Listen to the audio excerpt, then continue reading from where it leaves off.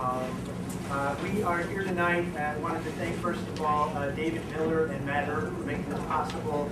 And I would also like to, on behalf of the DCC and the DePaul Visiting Lecture Series, it's a proud honor of mine to introduce to you all a producer from the Colbert Report. This is Gabe Gronli.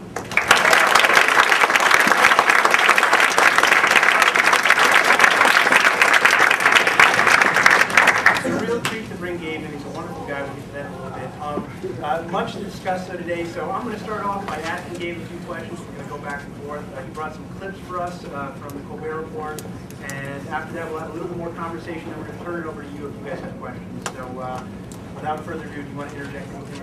I just want to say thanks for having me. That's good. All right, you can say anything later. Okay, so I'd just like to, I guess we'll go kind of chronologically. I've known Gabe for many years, and just like to state that 9 years ago, you were in high school, thereabouts. Is that fair? Yeah. Okay. So 9 years ago, and from 9 years ago in high school, you are now a producer at the Colbert Report, which is pretty cool, and there are a lot of definitely some interesting stops along the way. So kind of dating back to the high school period, what kind of comedy were you involved in, or film production back during that period? In high school, as you do, a group of friends of mine and we started up a cable access show in Madison, Wisconsin. And I guess that's kind of where things started. It was just a group of really funny, cool, talented people, and then myself. And we just decided that we wanted to do something. We had seen some pretty terrible shows on cable access in Madison, and just started to kind of assemble some sketches and some things like that. And so you're part of an ensemble. Was that? Yeah, it was. There's at the time I think there were like 8 of us, and yeah, it was pre-YouTube, so cable access was the next best thing. Okay, so and now people can theoretically find some of that material online. Is that possible? Yeah, the newer stuff. They're not posting video from high school. Okay, fair enough. So after the high school period, where did you end up next?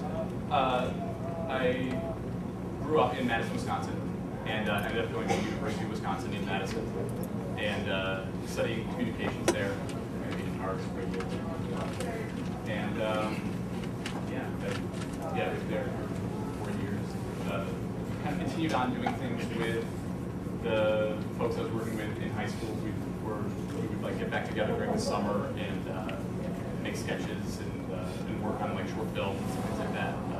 Did some live performance, and then I got involved in improv in college at Madison.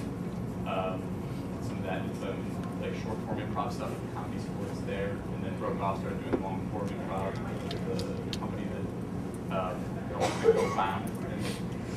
I guess I don't want to take for granted that people here know Madison, Wisconsin. It actually happens to be like one of the comedy epicenters of the United States, and I say that sincerely. It's actually You say that because you're from Madison, Wisconsin.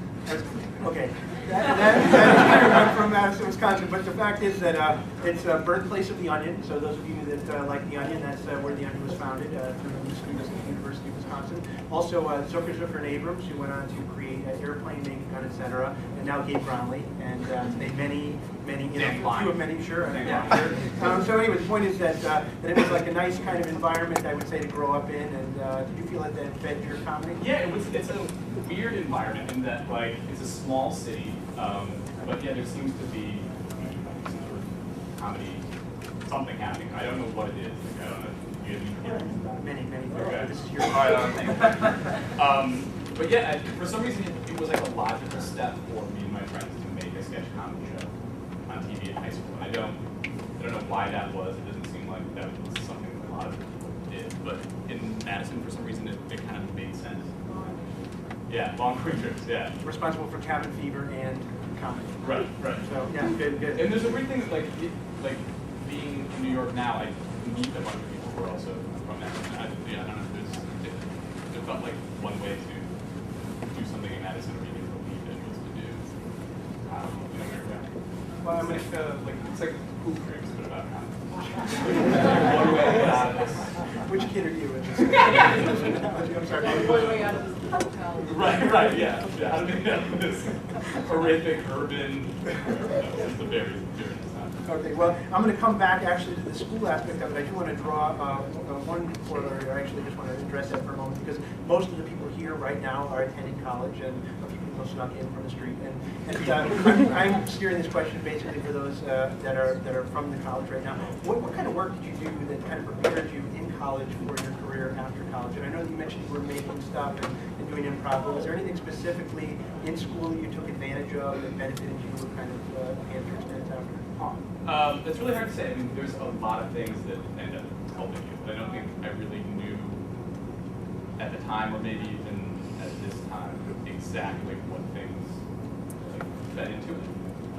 But it seemed to be just I had a general interest in comedy. I was interested in how it works, like how you perform it, how you write it, and yeah, I think in film and in television as well, how those things like structurally work, like how you put together a show.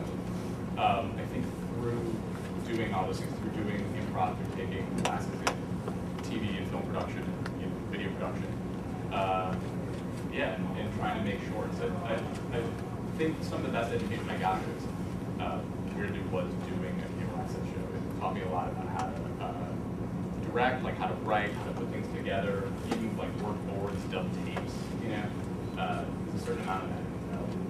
No matter where you end up, kind of in TV, at least there's knowing like the wider technical like spectrum, or knowing some of the technical jobs helps you orient what you're doing towards them.